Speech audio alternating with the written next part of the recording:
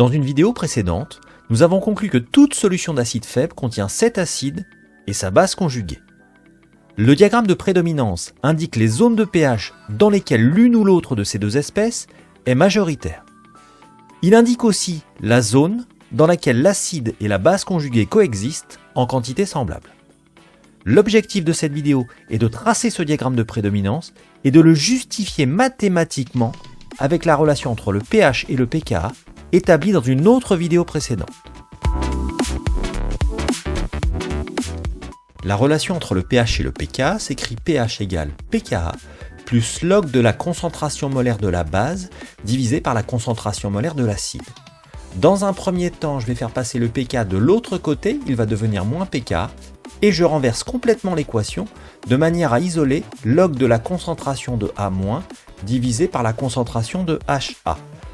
Pour les concentrations molaires, je n'écrirai pas EC. Pour alléger les écritures, on rappelle que EC, c'est à l'état d'équilibre. J'obtiens donc log de A- sur HA égale pH moins pKa.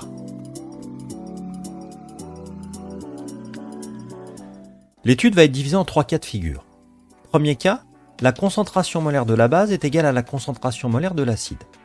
Dans ce cas de figure, si j'effectue le rapport de la concentration de la base sur la concentration de l'acide, c'est-à-dire concentration de A- sur concentration molaire de HA, j'obtiens 1. En remplaçant cette valeur dans l'équation en rouge, j'obtiens pH égale pKa plus log de 1. Log de 1 fait 0. Je me retrouve donc avec pH égale pKa.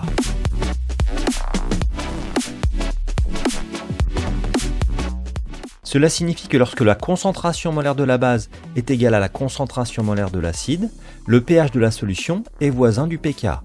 Réciproquement, si le pH d'une solution est voisin du pKa de l'acide faible qu'elle renferme, eh bien la concentration de l'acide est égale à la concentration de sa base conjuguée. Dans le deuxième cas de figure, la base A- prédomine.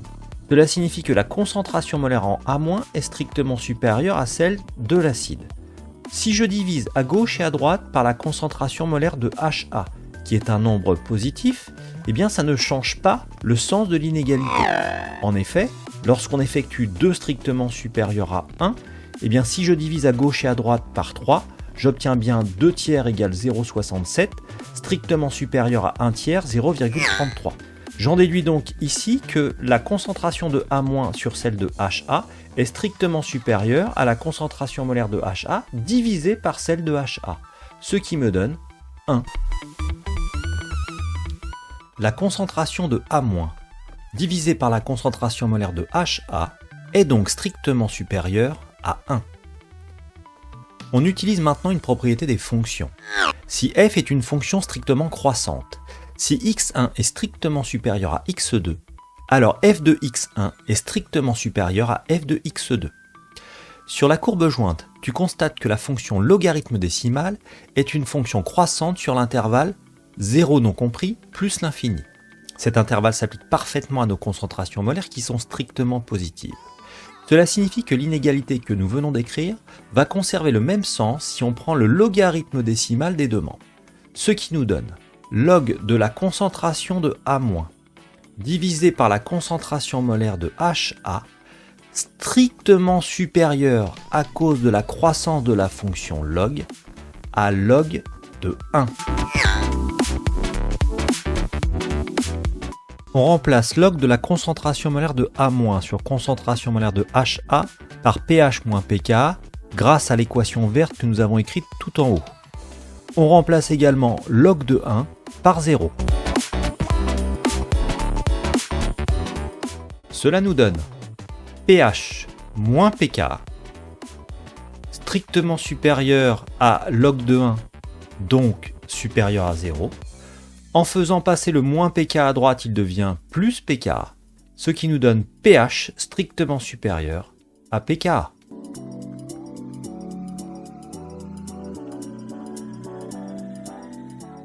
Le troisième cas de figure est celui où l'acide prédomine. Dans ce cas, la concentration en A- est strictement inférieure à la concentration en HA.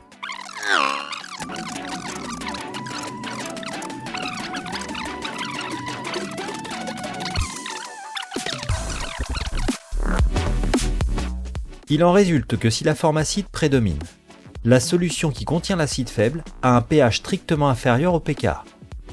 Réciproquement, si le pH d'une solution qui contient un acide faible est strictement inférieur au pKa du couple correspondant, la forme acide prédomine. Il ne reste plus qu'à établir le diagramme de prédominance. Il s'agit d'une flèche horizontale à l'extrémité de laquelle on place le pH. Cette flèche est partagée en deux parties avec comme centre pH égale pKa. On examine ensuite les différents cas.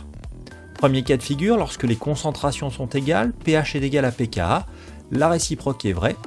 Je peux donc écrire concentration de HA égale concentration en A- lorsque pH égale pKa. Deuxième cas de figure, je vois que si la concentration de la base est strictement supérieure à la concentration de l'acide, pH est strictement supérieur au pKa. Je suis donc dans la partie droite du diagramme de prédominance. Si la base prédomine, je suis dans un cas de figure où le pH est strictement supérieur au pKa. Soit je l'écris de cette manière-là, A- prédomine, soit on écrit une inégalité entre les concentrations. Ici, concentration en HA est strictement inférieure à concentration en A-. Dernier cas de figure, si la concentration de l'acide est strictement supérieure à la concentration de la base, le pH est inférieur au pKa. C'est donc la partie gauche du diagramme de prédominance que nous devons remplir, avec HA qui prédomine.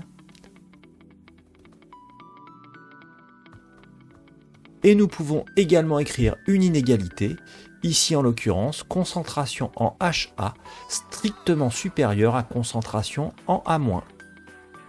Voilà l'intégralité du diagramme de prédominance.